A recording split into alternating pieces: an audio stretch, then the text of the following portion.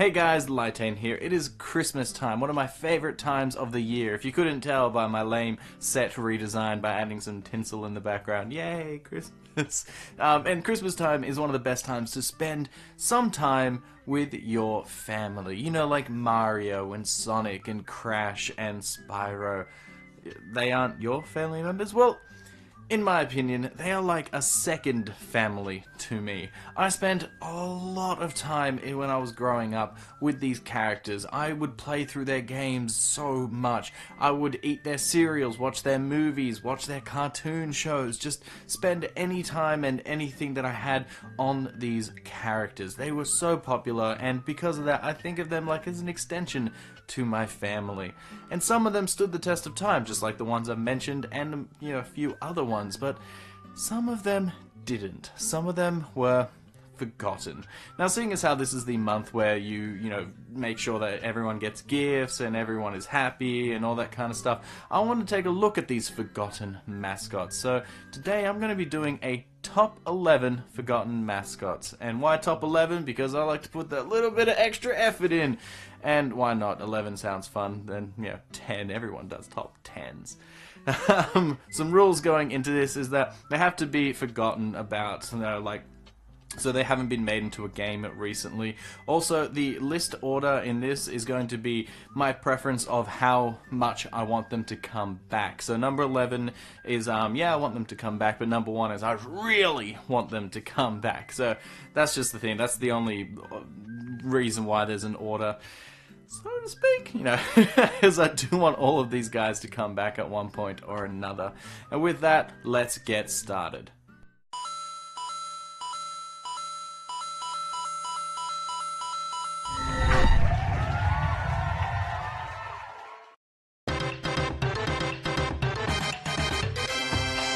Let's start this list off with the youngest mascot to be on here. Blinks the cat was supposed to be the mascot for the Xbox. What? You never heard of him? Maybe you did, I'm not quite sure. I can't tell because you're on the other side of the computer screen, but I'm gonna say that you may have heard of him, but you didn't really know that he was supposed to be a mascot. Well, going with the trend of having a mascot that is both child-friendly and based on an animal like Sonic and Mario most of the time. Look, Tanuki Mario, Cat Mario, I rest my case. Blinks was to be the face of the Xbox, but his first and second game were not the best. Now, it isn't the worst game on the system by far, and it was pretty good for a launch title to say the least, but you can see how hard that they were trying to be like something from Nintendo. Halo, on the other hand, was nothing like Nintendo, a first-person shooter with blood guts and a very serious storyline, so Microsoft decided to change its branding from this child-friendly console to more of an adult one, and used Master Chief instead. Sorry, Blinks, you just weren't edgy enough.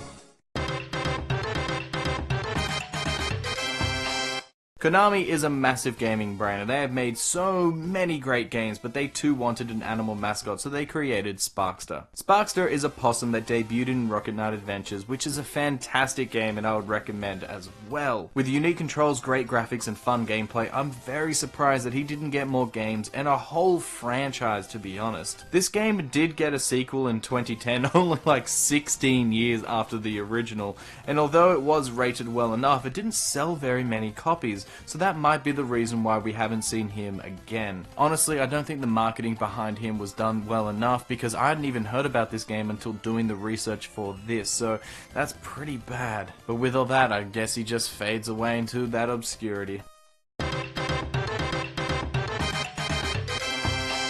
Not all of the mascots of the 90s were cute animals. Gex the Gecko is one of those ones that isn't cute, but he is suave, or at least he tries to be. Starting as a 2D platformer with a very unique control scheme, because you could not only stick to walls and ceilings, but you could do it at any point in time. It wasn't a power-up, so then they had to design the levels around the fact that you could pretty much walk anywhere that you wanted. But with the transition into 3D, it became more of a collectathon like Mario 64. He was fairly popular, especially actually his second and third games, but then after that he just sort of fell off the map. It might be due to his constant one-liners and reference humor, which are very, very dated, and after you hear it for the millionth time in the game because he had to say the same stupid quip every time he does the same move, it does get a little old. Some good news though is that Square Enix now own Gex because they bought Crystal Dynamics and, you know, all this. I don't get how companies buy other companies and become other companies and then they say their name is different. I don't pretend to even follow that, but Square Enix owns Gex now, and they have released the brand to the public if anyone wants to make something with it. So maybe we will see the wisecracking Gex the Gecko again one day. Now, Sega already has a mascot, Sonic, but that didn't stop them from trying to create another with Reister. This guy got only one game, which is such a shame because the game that he did get was pretty darn good. The problem was that this game came towards the end of the Mega Drive's life cycle and the Saturn was just looming over it, so it didn't get all the spotlight that it should have gotten. So instead of being a rising star, oh wait, that's where he gets his name from. Rising Star, Reister. That makes total sense. He was more like a shooting star. Here, he was pretty, and then he was gone. So, I guess they should have named him like Shoe Star or something like that. That might have been a bit more fitting. If anybody's known for making mascots, it's Nintendo, and this one didn't even get his start in life until the GameCube. And no, I'm not talking about Pikmin and Olimar, I'm talking about Beautiful Joe. Beautiful Joe is a very unique game that uses a film aesthetic as part of the gameplay and part of the story. When Joe gets sucked into a movie, he discovers that he can control the powers of the movie in order for him to bash up the bad guys and solve all the problems of the world. He uses abilities like pause or slow down time in order to beat up enemies in a beat 'em up style fashion. Honestly, this game is a lot of fun, and it did get a sequel and a Smash Bros. Ripoff as well. But ever since that Smash Bros. Ripoff sequel, he just sort of faded away into obscurity, and I don't know why. His games were unique and fun enough with the cel-shaded graphics and the gameplay being very, very fun, plus the references to other Capcom games in the game itself is also really cool. It just never got the big stardom that the other mascots that are on these systems saw. With the way that film and television has changed over the years, it would be a great idea to bring this guy back and then make fun of the new ways that TV and film are presented. Maybe using a 3D power, or maybe he can go into a 4K mode or something like that. And the possibilities are there, and I would like to see another game with this character.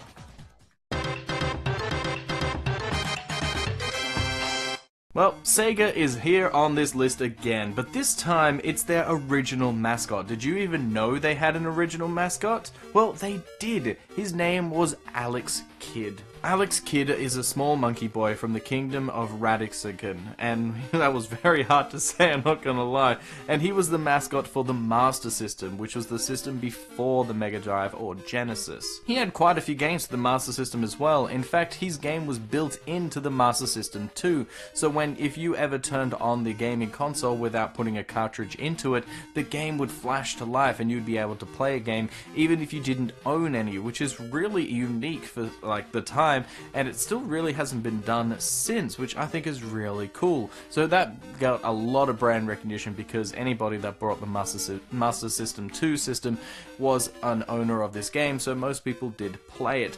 But there became a bit of a problem. When Mario became popular, they realized that Alex Kidd just couldn't keep up. He was just too plain and a good boy, so they ended up ditching him in favor of Sonic, which is such a shame. His games were all platformer based, but they were varied, which is good. I think they need to bring him back for something like PlayStation All-Stars or Smash Brothers or anything, I don't know, just bring him back for something.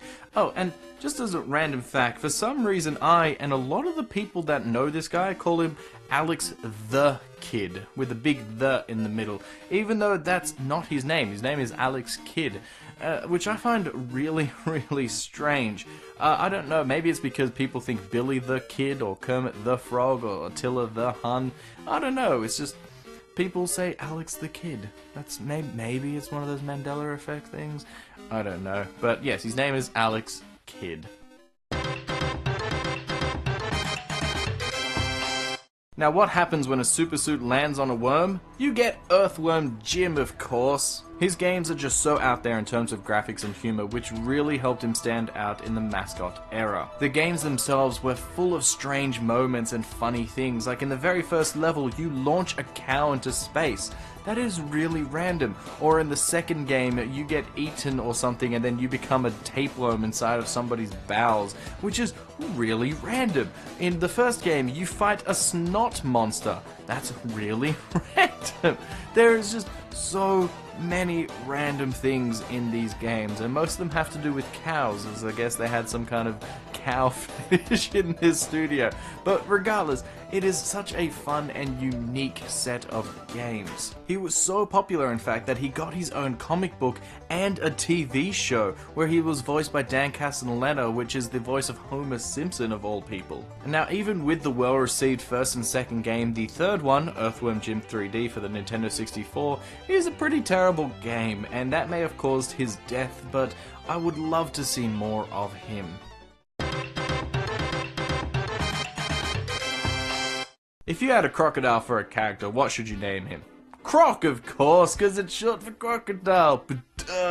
I see what they did there. But this character actually started its life in a very different way. Argonaut Software wanted to create a game based around Yoshi, but after Nintendo refused them, they changed Yoshi to Croc, a cute and very silly young crocodile that has to save his adoptive family, the Gobos. Now, the games at the time were decent enough to play, but then going back to them now, the first game has tank controls, which makes it pretty hard to control, and the second game has very slippery controls after they transitioned from tank to a bit more of a 3D effect. So both games do have flaws with the controls, but they're still decent enough. They did well back in the day, but for some reason a franchise never formed, only 2 games, which I don't understand. They also had a few mobile games, which is kind of random, and I don't think they got released everywhere because mobile games like 10-15 years ago weren't very common, but there you go, Croc got some mobile games. But I would love to see him again, and his super cute voice samples of like Kasplat and Kapow! Oh man, that brings back so many memories.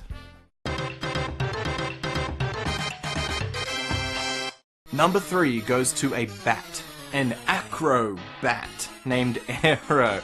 In the years where animal mascots reigned supreme, this is just another drop in the lake of 90s mascots. His game offered a nice and interesting visual style that was a little different from other games, but it also used Mode 7 in an interesting way as well. His controls were also a little unique, with the ability to do a jump and then drill attack in the air, and once you did it, you were committed in whatever direction you were going. You couldn't really stop it halfway, which is a bit strange as well, and you could also get an upgrade to it so you could do 2 drill attacks, which made the platforming a little bit scary at times, because when you're drilling attack through the air, sometimes you would go too far, sometimes you would just not make it if you did it at the wrong time, which is a little frustrating. But once you got used to the controls and how the drill works, I think it is a pretty unique and fun way to control a character. Gameplay wise, it was also unique, with mission based levels instead of just going from left to right in order to find the exit. You had to find platforms hidden throughout the level or go through enough rings just for the exit to form. With all of this originality in the gameplay and visual style, the music is not that great, which is such a shame. It did get a sequel and a spin-off game, but it didn't really go anywhere, which is a shame. I don't think this game would really work in a 3D environment, and that could just be part of the reason why. I think his drill attack in 3D would be either too wonky or too similar to Sonic's homing attack, and it would be very annoying to use. It's a shame to see an interesting character lost to obscurity. Now, the choice between the first and second was a very close one to me, but number 2 goes to Conker from Conker's Bad Fur Day. This character goes against so many things that were happening at the time, because he is an animal mascot like Sonic or Aero or Sparkster, but he isn't cute. He is an asshole. In the game, he is drunk, hungover, attacked by poop and horny bees, and it only gets crazier as the game goes on. He also makes a lot of pop culture references, and some of his levels are based on popular movies of at the time, which may be a little dated, but the thing is that his gameplay is so much fun, and the humor is still pretty funny. But ever since Rare was sold to Microsoft, all of their characters have become lost. So I'm gonna scratch that. I'm gonna take off Conker being number 2 and just put all of Rare, because I loved all of their characters. Donkey Kong, even though Donkey Kong isn't forgotten, but I will say Banjo-Kazooie, or Perfect Dark, or GoldenEye. There are so many amazing characters that Rare created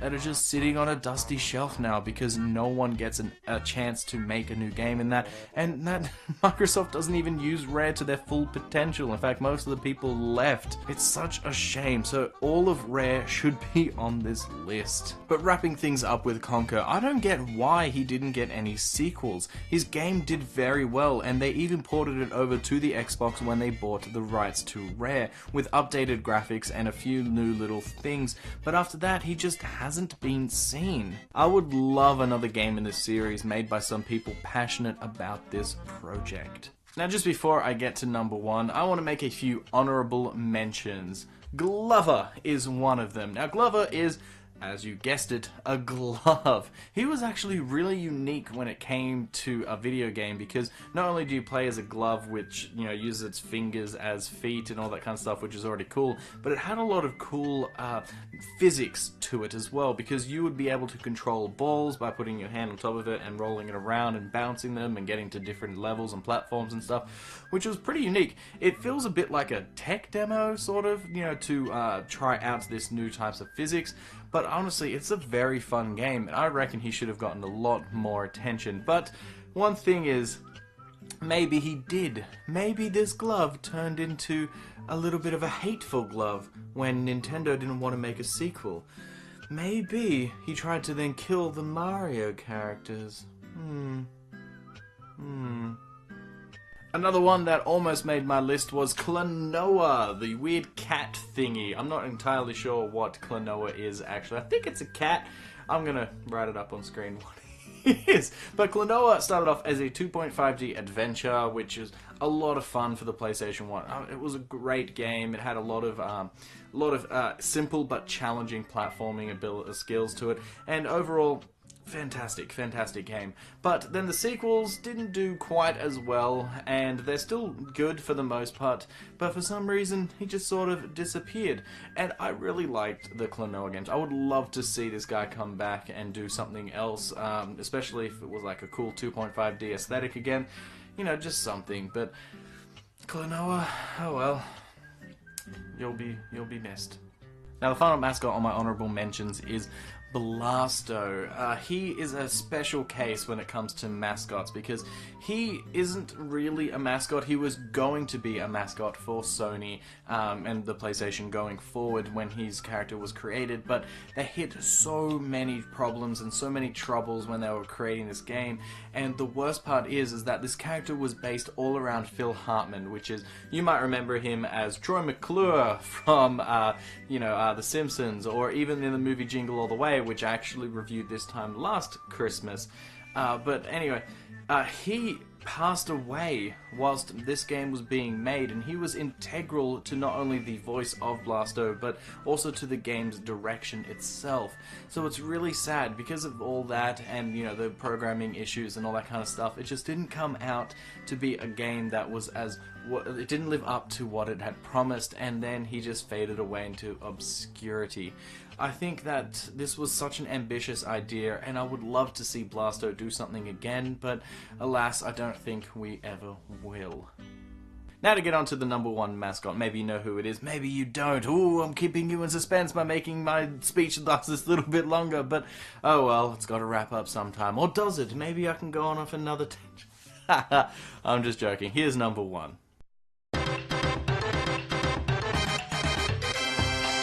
Number 1 goes to a character that hasn't been forgotten by the fans. No, he has been forgotten by his company, and that character is Megaman. Capcom were one of the kings of gaming back in the NES, where either first-party Nintendo games or Capcom or Konami games were considered the best on the system, and Megaman was one of their first. Megaman has had many crazy amount of games over the last 25 years, with the character being updated and reinvented every so often, with these normal games, the X series, Battle Network, the Zero series, and many, many more. But for some reason, Capcom don't want to do anything with this character anymore. Over the last 5 years, many Mega Man games have been cancelled, and some for no good reason. Mega Man Legends 3 was cancelled even though it had gotten so far in development, plus another Mega Man game that was in the style of, say, Metroid Prime was also cancelled. And that's just 2 of them, that's just the tip of the iceberg. There are so many more that just got cancelled, and there was no real reason. I guess some of them might be financial reasons, I don't know, because Capcom doesn't really release anything about it. The only thing that we've seen this character in the last couple years has been Smash Brothers, and when he was announced for that game, he got a big boom of like hoorays, and also a lot of people going, why is Mega Man in there? Isn't this a Nintendo franchise? But you know, after those people stopped complaining, then everyone was like, yay, Mega Man, I'd love to see him again, because there is so much love for this character, which also translated when one of the creators of Mega Man decided to make Mighty Number 9, which was essentially a Mega Man clone. He did so with a full passion and full support and all that kind of stuff, and the people backed it. It made so much money on Kickstarter because people were desperate for another Mega Man game. The style of this game has not been lost to fans. They want it, they crave it, they love it. And too bad that Mighty Number 9 did not do as well as it should, because the game itself did not live up to that high expectation. It's not the worst game ever, but it's definitely not as good as everyone thought it would be. And that has probably soured maybe some of the Capcom people, saying, look, Mighty Number 9, yeah, even though it had a lot of support and everyone wanted to play it, everyone hates it. So maybe that has distasted them to making another Mega Man game. I don't know. All I do know is that I would love to see the Blue Bomber busting out, you know, killing some peeps, absorbing their powers, and then doing something new. Oh, man. Capcom, get on it already. Make a new game with this character. Now, this is a little embarrassing. 2 days before this video went up, while I was editing it, Mega Man 11 just got announced. So Capcom is doing something with this character again. Whoops, I guess my prayers really did come true. That's fantastic. But we'll just wait and see if this game actually comes to fruition, because who knows, it'll probably get cancelled like all those other Mega Man games before it, so I'm not holding my breath. But I am still looking forward to playing it. It does look like fun. So that was my top 11 Forgotten Mascots list. Did I forget anyone? I'm not surprised if I did, seeing as how these are Forgotten Mascots to begin with. I know that there was a few on the top of my head that I had floating around that didn't make any of this list at all, and when I was talking to my friend, he was bringing up some that I hadn't even thought of, so it's just crazy. There's so many mascots out there that I'm sad to see that so many of them have been forgotten. But tell me, which is your favorite mascot, both forgotten and one that's in the pop media? My favorite one of the pop media is probably Crash Bandicoot. I love that guy. He's just so much fun.